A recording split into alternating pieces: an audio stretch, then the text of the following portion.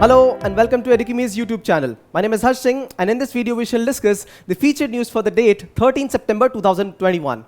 Our featured news for today is on the periodic labor force survey report. This report has been released by the government the third time now, and this is a very significant report considering it talks about the unemployment and employment status in the country, in both the urban and rural areas. Now, this report presents a very good light of the present employment status in the country. That means the year 2019 to 20, and 21 is the year in which it published the report. So it takes 1 year to publish the report. This is a 750-page document, and I will present a quick summary of what the report says. Now, the report says that the labor indicators were good during this time, largely during the 3 quarters. The fourth quarter was the one in which corona pandemic did hit, right? So unemployment rate, it decreased, and then we had the population ratio participating in workforce, that improved, even gender participation improved. Now, what we see, what the statistics says is correct. However, there is a subjective analysis to this. The subjective analysis will tell you what are the hidden truths behind the report.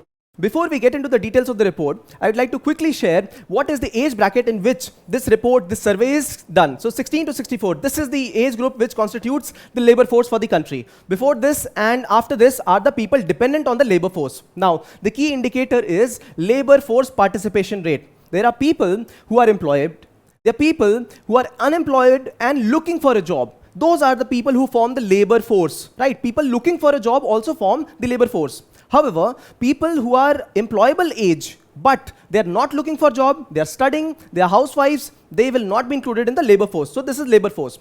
Worker population ratio is the worker and working population in the country. So working population, this will not include the people who are looking for job and are unemployed. So these are some key factors which talk about the unemployment rate in the country, right? Though the report talks of increase in the labor force participation, it talks of increase in the status of employment in the country, but the realities are stark difference from what it has been suggested in the report. The first thing is, because of corona pandemic, the reality is such that agriculture has become the last resort of the people in the country. And this is why people from urban areas have moved to the rural areas and they have gotten employed at the place of the last resort, that is agriculture. This is the first analysis. Now, agriculture is self-employment, and that is why you would see that there is an increase in self-employment category of the people who are employed. Of course, there will be, because now agriculture is the one which is being used, self-employment, they are not being employed at urban areas. So this is one. There is an increase in women empowerment, women employment as well. But the reality is such that these self-employed women, they are underemployed. They are in disguised employment. They are in those sectors which are non-performing. So the quality of work has actually degraded. The number of women, the female participation rate has definitely increased, but the quality has deteriorated, right? The third one, workforce participation rate, self-employed. As I mentioned, people working in agriculture, these women participants, people moving from urban to rural areas, they have become self-employed, that's true, but the quality has decreased. Now, labor underutilization. Now, if we see the status of India, and if we compare this with China, now India has average age of around 29 years, and China in the mid-30s, around 37 years. Yet, we see that the labor force participation in India is around 40%. But in China, it is well more than 60%. That means 60% of China is engaged in some or the other productive activity. And the population that is engaged in productive activity in India is just 40%. Even when average age in China is 37 years, almost 8 years more than India. What is the cause? Skilling. What is the cause? We are not providing proper employments to these people. These are the causes. Now, what this automatically leads to workforce distress. People have moved to rural areas. There is no employment in urban areas. Yes, there is demand. People are demanding services, service-based employment. But again, these are informal. These are gig employment. These are partially contract-based employment. So the quality in urban areas has also decreased. Not only that, we have this report presents an unduly optimistic picture of employment in the country. So when a question comes in the mains exam for you, the answer is this.